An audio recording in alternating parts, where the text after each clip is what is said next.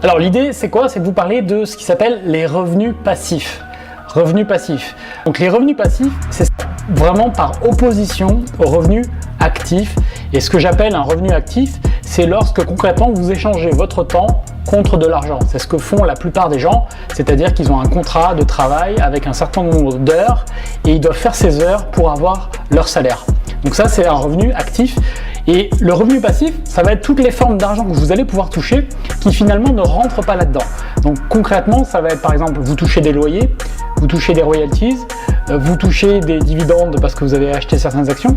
Et on va dire le revenu passif ultime, c'est quand vous avez créé votre entreprise et que vous n'êtes plus à y travailler 24 heures sur 24 comme vous l'avez certainement fait au départ.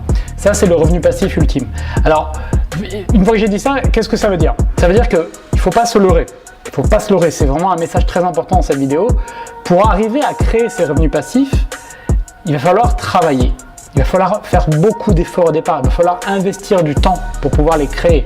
Et une fois qu'ils sont créés, il va toujours falloir investir un peu de temps, mais forcément beaucoup moins qu'au départ, pour maintenir cette source-là. Imaginez par exemple, si je prends l'exemple d'un appartement, vous allez passer du temps à rechercher l'appartement, monter votre financement, trouver un locataire, vous trouvez une agence pour le gérer. Donc au départ, ça va vous prendre beaucoup de temps.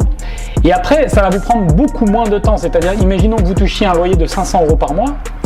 Après, il va se passer des mois pendant lesquels vous allez toucher vos 500 € sans avoir à rien faire du tout. Rien du tout. Il va y avoir des mois pendant lesquels il va y avoir des problèmes à régler, vous allez avoir un changement de locataire, donc là vous allez avoir un peu plus de travail si vous le gérez vous-même. Mais voilà, vous voyez ce que je veux dire. L'argent que vous touchez est totalement décorrélé du temps que vous allez y passer. C'est ça un revenu passif.